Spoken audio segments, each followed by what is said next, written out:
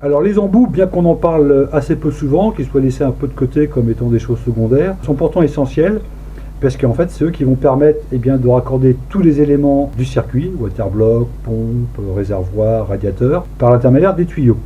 Effectivement, les tuyaux, pour qu'ils puissent tenir sur les éléments, il faut ces fameux embouts.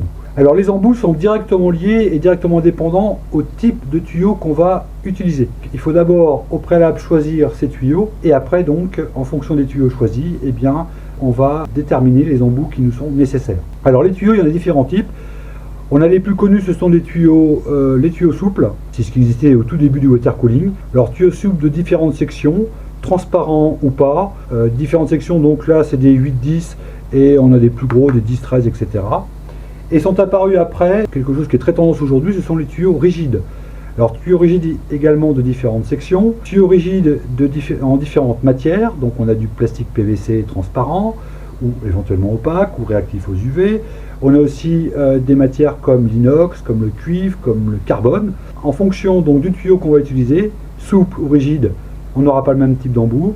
Et puis en fonction de la matière, plastique PVC, inox, carbone, cuivre, il faudra choisir l'embout qui est adapté à notre type de tuyau. Alors ici, on a, comme moi j'utilise donc des tuyaux souples et des tuyaux en 8-10, évidemment, je n'ai que des embouts en 8-10 qui sont donc adaptés à mes tuyaux. On avait auparavant des embouts qui étaient dits cannelés. Alors c'était des embouts de ce type là, donc il y en avait en plastique, pareil, pour différentes sections de tuyaux. On avait les mêmes aussi en métal. Ces embouts ont été assez rapidement abandonnés parce que d'une part c'était assez inesthétique. Il fallait utiliser des colliers, type un peu de tuyaux d'arrosage, alors collier en plastique ou collier en fer. Et bon, d'une part c'était pas très esthétique et d'autre part c'était pas non plus très fiable au niveau étanchéité. Les embouts à coiffe, comme on voit ici, sont beaucoup plus esthétiques parce qu'ils font quelque chose de beaucoup plus propre une fois mis en place et ils assurent une bien meilleure étanchéité. Alors ces embouts à coiffe, quelle que soit leur taille, se présentent toujours un peu de la même façon. Donc on a d'un côté l'embout qui est destiné à recevoir le tuyau. Donc ici on passe la coiffe ou la bague d'abord sur le tuyau et on vient fixer notre tuyau sur l'embout. Et à partir de là, on ramène la coiffe qui va d'une part écraser le tuyau sur l'embout pour assurer l'étanchéité et tout ça va être maintenu parce que la coiffe ou la bague évidemment est serrée sur le filetage de l'embout. De l'autre côté de l'embout, on a un filetage, généralement le plus courant c'est ce qu'on appelle le G1/4 qui va permettre de se fixer sur tous les éléments du circuit, un waterblock par exemple, une pompe, un radiateur, etc. Alors dans un embout à coiffe, on peut avoir différentes couleurs. On a parfois des blancs, des bleus, des argents. Ici, alors là, on a des argents et puis des noirs. Tous ces embouts-là, donc, sont des embouts prévus. Le circuit que j'utilise, le circuit avec des petits tuyaux. Certains poseront peut-être la question pourquoi du tuyau 8-10 ? On n'en rencontre plus beaucoup aujourd'hui du 8-10. C'est plutôt des plus grosses sections qu'on rencontre, que ce soit en rigide ou en tuyau souple. Le 8-10 en fait est des tuyaux qui sont plutôt réservés à ce qu'on appelle des circuits de type HPDC, donc haute perte de charge. En fait on avait avant, maintenant ça devient de moins en moins marqué, mais avant on avait vraiment deux grandes écoles de water cooling custom. Donc d'un côté des circuits HPDC, donc haute perte de charge, et de l'autre des circuits basse perte de charge, LPDC. Alors quelle est la différence? Quel était le principe de ces deux écoles? Le circuit basse perte de charge partait du principe que il fallait minimiser justement les pertes de charge, donc il fallait faire des éléments, notamment des waterblocks, les moins restrictifs possibles, donc qui freinent le moins possible le liquide, et mettre une pompe avec le plus grand débit. Donc il fallait assurer un très grand débit dans le circuit, de manière à assurer une certaine efficacité. Il fallait essayer de restreindre le moins possible le circuit, le liquide dans le circuit. L'autre école que j'aimais beaucoup parce que je trouvais ça assez astucieux et assez fin comme approche, donc l'école du HPDC, de la haute perte de charge, disait que en fait, dans un circuit, fatalement, on rencontre des pertes de charge, parce qu'à chaque fois que le liquide traverse un élément, le waterblock, le radiateur, il y a une perte de charge. Donc, on est condamné à avoir des pertes de charge, donc autant les utiliser au mieux. Et donc, dans ces cas-là, au contraire, on choisissait les waterblocks, par exemple, très restrictifs, donc des waterblocks avec beaucoup de petits picots, avec des masses très travaillées, qui permettaient d'augmenter au maximum la surface d'échange au niveau de la plaque froide, de colle plate, pour absorber au mieux la chaleur du CPU. Donc il fallait des pompes avec des très grandes hauteurs d'eau, bien justement pour pouvoir travailler avec cette perte de charge importante due à ces waterblocks très restrictifs. Et dans ce type de circuit de haute perte de charge, ce qui importait, c'était pas tellement le débit du liquide en soi, le débit fourni par la pompe, mais plutôt la hauteur d'eau, la pression qui était fournie par la pompe. Fonctionnait essentiellement avec des laines qui ne donnaient pas forcément un très gros débit. Les premières laines dans les années 2006 étaient avec des débits de 500-600 litres par heure, mais avec une très grande hauteur d'eau, une hauteur d'eau de plus de 5 mètres. Donc c'est pour ça que j'utilise, donc moi je suis toujours fidèle au circuit haute perte de charge, HPDC, et donc c'est pour ça que j'utilise des tuyaux en 8-10 avec des embouts Aquaf qui correspondent, qui sont également des embouts 8-10. Alors après les embouts, on va trouver différents matériels, différentes pièces, qui sont plus des adaptateurs en fonction des besoins qu'on peut avoir lors de la construction de notre circuit. Tout simplement, on peut avoir besoin de T pour un autre sac, passer par-dessus la carte graphique, par exemple, etc. Donc certains de ces connecteurs se comportent comme deux embouts. Là ici, on a par exemple un coude avec deux embouts. Donc là, on peut mettre un tuyau de chaque côté. On peut avoir le même coude, mais d'un côté avec un embout, de l'autre côté avec un filetage G1/4. Par exemple, ça permettrait de se mettre, si la pompe, le tuyau ne peut pas partir à la verticale, ici, on peut tout simplement mettre un coude pour obliger le circuit à partir de manière perpendiculaire au niveau du réservoir. Là, on a un T, même principe, c'est un T avec des embouts à chaque fois. On pourrait très bien avoir aussi des T avec, au lieu d'avoir des embouts, simplement des filetages femelles, comme par exemple ici. On a une pièce avec des embouts femelles qui vont permettre de recevoir par exemple des embouts sur les côtés. Donc là il s'agit d'un robinet par exemple pour la vidange du circuit, mais ça pourrait être très bien, il y a les mêmes pièces mais qui sont simplement des rallonges, si vous voulez, ou des raccords. Après on a ce type de connecteurs qu'on appelle mal-mal qui vont permettre de relier entre eux par exemple deux pièces. Donc par exemple j'ai un débitmètre ici, là aussi muni d'un orifice G1/4 en femelle, et bien le raccord va me permettre tout simplement de relier ces deux éléments. On trouve également des raccords que j'appellerais articulés rotatifs.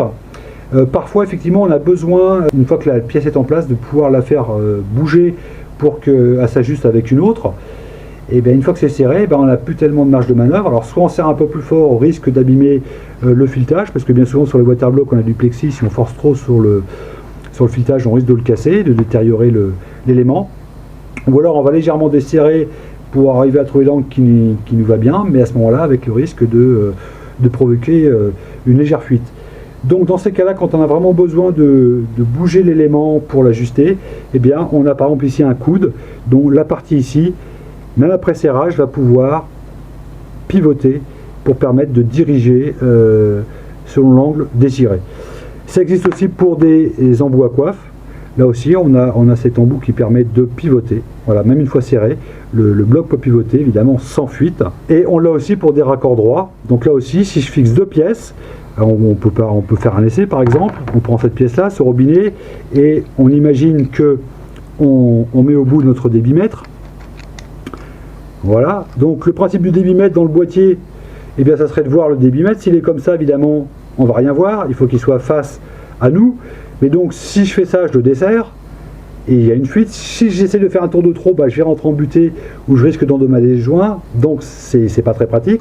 Donc j'utilise ce genre d'embout, donc je serre bien au maximum sur le joint, pas trop fort, pareil de l'autre côté, mais après je peux continuer, une fois serré, je peux faire pivoter l'ensemble pour amener mon débitmètre dans la direction souhaitée.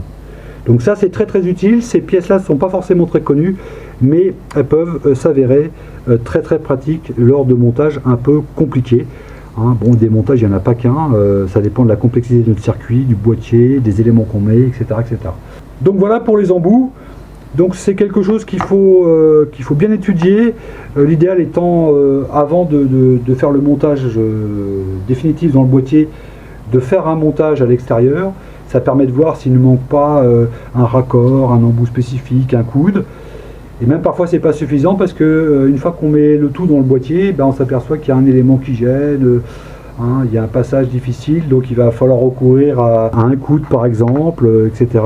Ou alors on a oublié un raccord pour relier à une pièce qu'on avait oublié d'insérer dans le circuit. C'est assez rageant quand on va pour monter son circuit de s'apercevoir qu'il nous manque la petite pièce qui va bien, le petit coude qui va bien par exemple, etc. Il y en a vraiment de toutes sortes. Bon là j'en ai montré quelques-uns, il y en a peut-être encore quelques autres dont j'ai pas eu l'utilité. Mais c'est vraiment très très important. Il faut faire attention donc de bien les choisir, surtout en compatibilité avec le tuyau qu'on utilise. Éventuellement bien vérifier qu'on ait bien une compatibilité au niveau du filetage de ces embouts avec les éléments employés.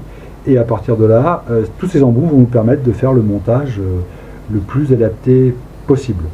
Alors moi c'est vrai que j'utilise avec les tuyaux souples, on a tendance à moins utiliser de coudes, etc., de raccords, parce qu'évidemment la souplesse des tuyaux nous permet justement assez facilement de contourner un obstacle, etc. Et à la limite c'est un mieux parce que on parlait tout à l'heure des pertes de charge, à partir du moment où par exemple vous rejoignez deux éléments, par exemple le waterblock, admettons avec la pompe, faisons un essai. Voilà, j'ai mon waterblock avec un tuyau et je veux aller mettre ce tuyau sur ma pompe. On imagine que le tuyau est un peu plus long, peu importe. Donc là aussi j'enlève la coiffe. Je mets mon embout sur mon réservoir, voilà, et j'ai une courbe assez prononcée à faire. Donc avec un tuyau souple, aucun problème, je peux m'amuser à faire ce genre de... Alors évidemment, il faut toujours vérifier que le tuyau ne plie pas, surtout que là c'est des tuyaux qui sont assez peu épais, donc que 2 mm de matière. Mais voilà, là je peux faire une courbe très accentuée. Et ça, c'est toujours bénéfique parce que ici, je n'occasionne quasiment aucune perte de charge parce qu'en fait, le liquide suit une courbe régulière. Donc, il ne sera quasiment pas ralenti. Alors que si j'utilise donc un système de tuyau rigide et que là, je dois rejoindre ma pompe avec le waterblock ici, je vais être obligé de recourir non plus à un simple embout, mais par exemple à un embout coudé. Alors que je vais mettre soit à la sortie de mon waterblock, soit à l'arrivée de la pompe. Donc là, je remets un embout. Et à ce moment-là, ici, je vais occasionner une perte de charge beaucoup plus grande, parce que le liquide va rencontrer un angle droit. Et ça, c'est un facteur de ralentissement beaucoup plus important dans un circuit qu'une courbe régulière comme ceci. Le système avec des tuyaux souples est finalement quelquefois des systèmes beaucoup plus performants, parce qu'ils évitent les pertes de charge. Les pertes de charge, il y en a forcément, donc on l'a dit, quand on traverse le waterblock, quand on arrive au réservoir, quand on traverse le radiateur, etc. Mais avec tous les coudes, on occasionne des pertes de charge supplémentaires dans le circuit, et ce qui fait que notre circuit perd beaucoup, donc en passant dans ces angles, dans ces coudes, et il est parfois préférable de les éviter au mieux. Or, les montages avec des tuyaux rigides, n'ayant aucune souplesse, évidemment, pour faire par exemple le passage d'ici à là, on va être obligé de recourir à un ou deux angles fatalement. Et plus il y a d'angles, évidemment, comme on vient de le dire, plus il y a de perte de charge. Ce qui n'est pas souhaitable en fait pour un circuit. Moins il y a de coudes, etc., moins de passages comme ça, moins évidemment il y a de perte de charge, et plus la circulation du circuit dans le water cooling est efficace. Donc voilà, on en a terminé sur cette présentation rapide des connecteurs, des éléments qui sont importants, et qui jouent un rôle essentiel dans le circuit, même si le plus souvent on n'en parle pas beaucoup.